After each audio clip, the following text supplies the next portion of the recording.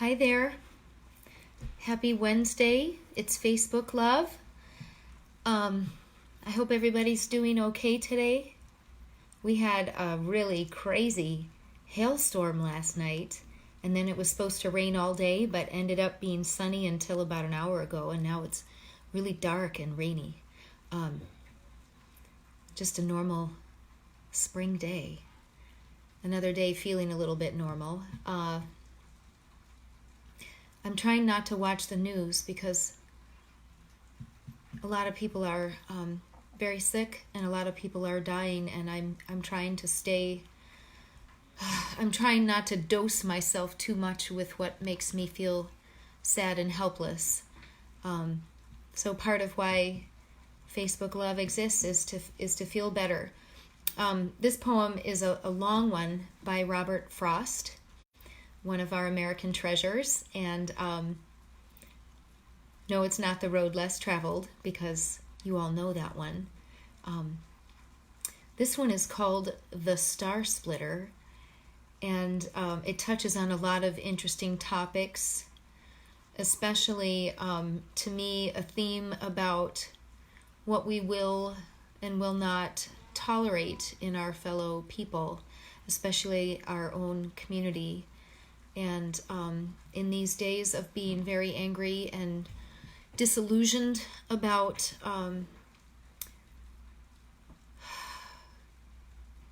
how well we think of each other and how our government chooses to respond to the needs of the people, and right down to individuals. What will we take from each other and what will we forgive? So here is a poem by a very salty American, Robert Frost, called The Star Splitter. You know, Orion always comes up sideways, throwing a leg up over our fence of mountains, and rising on his hands, he looks in on me, busy outdoors by lantern light with something I should have done by daylight, and indeed, after the ground is frozen, I should have done before it froze. And a gust flings a handful of waste leaves at my smoky lantern chimney to make fun of my way of doing things, or else fun of Orion's having caught me. Has a man, I should like to ask, no rights these forces are obliged to pay respect to? So, Brad McLaughlin mingled reckless talk of heavenly stars with hugger-mugger farming, till having failed at hugger-mugger farming, he burned his house down for the fire insurance and spent the proceeds on a telescope to satisfy a lifelong curiosity about our place among the infinites. What do you want with one of those blame things? I asked him well beforehand. Don't you get one? Don't call it blamed. There isn't anything more blameless in the sense of being less a weapon in our human fight, he said. I'll have one if I sell my farm to buy it. There where he moved the rocks to plow the ground, and plowed between the rocks he couldn't move, few farms changed hands. So, rather than spend years trying to sell his farm and then not selling, he burned his house down for the fire insurance and bought the telescope with what it came to. He had been heard to say by several, the best thing that we're put here for is to see. The strongest thing that's given us to see with's a telescope. Someone in every town, seems to me, owes it to the town to keep one. In Littleton, it may as well be me. After such loose talk, it is no surprise when he did what he did and burned his house down. Mean laughter went about the town that day to let him know we weren't the least imposed on, and he could wait. We'd see to him tomorrow. But the first thing next morning we reflected, if one by one we counted people out for the least sin, it wouldn't take us long to get so we had no one left to live with. For to be social is to be forgiving. Our thief, the one who does our stealing from us, we don't cut him from coming to church suppers.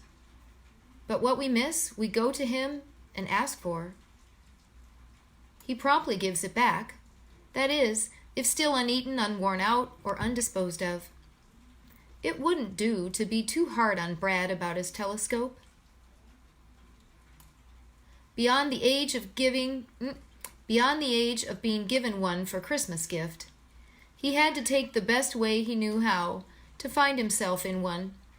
Well, all we said was, he took a strange thing to be roguish over. Some sympathy was wasted on the house, a good old-timer dating back along. But a house isn't sentient. The house didn't feel anything, and if it did, why not regard it as a sacrifice, and an old-fashioned sacrifice by fire, instead of a new-fashioned one at auction? Out of a house and so out of a farm, at one stroke of a match, Brad had to turn to earn a living on the Concord Railroad as under-ticket agent at a station where his job, when he wasn't selling tickets, was setting out up track and down, not plants as on a farm, but planets, evening stars that varied in their hue from red to green. He got a good glass for $600. His new job gave him leisure for stargazing. Often he bid me come and have a look up the brass barrel, velvet black outside, at a star quaking in the other end. I recollect a night of broken clouds, and underfoot snow melted down to ice, and melting further in the wind to mud. Bradford and I had out the telescope. We spread our 2 legs as it spread its 3, pointed our thoughts the way we pointed it, and standing at our leisure till the day broke, said some of the best things we ever said. That telescope was christened the Star Splitter, because it didn't do a thing but split a star in 2 or 3, the way you split a globule of quicksilver in your hand, with one stroke of your finger in the middle. It's a star splitter, if there ever was one, and ought to do some good if splitting stars is a thing to be compared with splitting wood. We've looked and looked, but after all, where are we?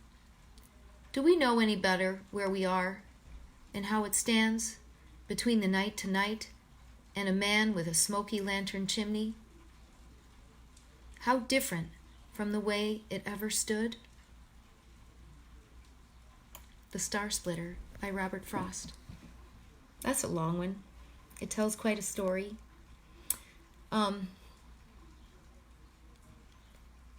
hope while we're all stuck at home and working from home, if we're lucky, that we think a little bit about what we judge and what we allow.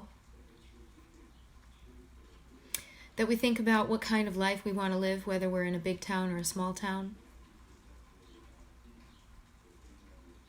And we think about mingling our lives. He started out judging Brad, and he ended up standing in the dark, having a great talk with the man he judged, looking at stars and having some real perspective. I hope I'm smart like that. I hope you are too. This is Facebook Love. Have a good night. I'll see you tomorrow. Bye.